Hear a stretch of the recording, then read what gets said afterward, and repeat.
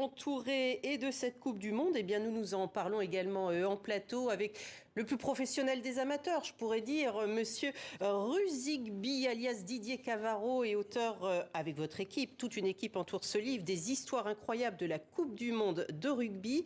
Celle-ci, celle de 2023 en France, vous la voyez comment avec le choc de départ dont on vient de parler, grâce au tirage en phase de poule France-Nouvelle-Zélande? Bonjour, je la vois déjà super match d'entrée, effectivement, qui va nous lancer complètement dans la compétition dès le début. On va pas attendre 2 matchs. Et je la vois belle parce que c'est chez nous, parce qu'il y a une super équipe. Et aussi bien au niveau talent qu'au niveau fédérateur. Les joueurs sont sympas, les joueurs ils ont un capital sympathie incroyable. Parce qu'on a l'impression que c'est nos copains qui nous parlent comme si on était, on comprend ce qu'ils disent.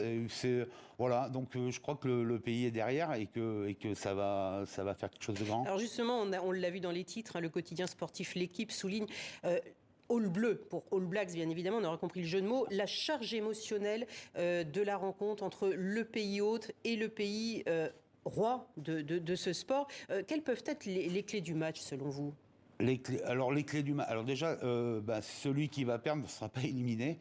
Donc déjà, c'est quand même quelque chose d'important.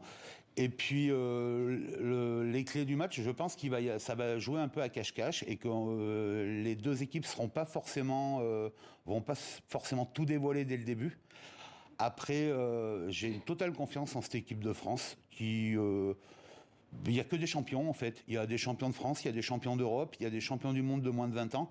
Il y a tout un groupe qui sait gagner des finales, qui sait gagner. Donc vous êtes confiant à quelques heures, je suis très confiant de ce groupe.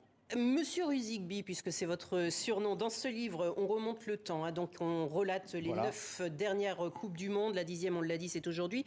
Une compétition qui, à la base, ne plaisait pas à toutes les nations du rugby. L'Angleterre, l'Écosse, l'Irlande, le Pays de Galles, tous ces pays anglo-saxons craignaient que ça ne casse le modèle du rugby amateur. Voilà, donc l'idée de la Coupe du Monde, elle vient en 1947. Elle a été relancée dans les années 70. Et finalement, la première a eu lieu en 1987 parce que les Britanniques avaient peur que l'argent rentre dans le rugby, que le mécénat rentre dans le rugby, le sponsoring, la publicité.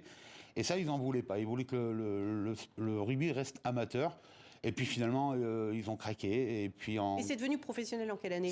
Alors, les 2 premières Coupes du Monde ont eu lieu en 87 et 91. Les rugbyman étaient encore amateurs et le professionnalisme est arrivé en 95. Ça a changé les valeurs que porte le rugby? Quelles sont-elles d'ailleurs? Alors les valeurs, c'est tout et rien. Les valeurs, c'est le respect plutôt. C'est la solidarité, la fraternité, un peu le courage, un peu ça. Bon voilà, mais c'est des valeurs de. Ouais, je sais pas, on parle des valeurs du rugby, c'est difficilement... Mais elles sont propres à ce sport collectif. Elles sont différentes du foot, par exemple? Il y a quand même...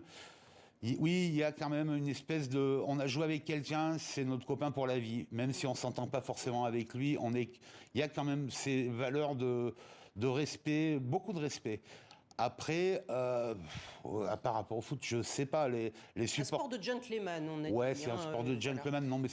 Oui, allez, on va dire ça. On va dire ça, on va voir jusqu'à la 3e mi-temps, en tout cas, voilà. Si ça le reste.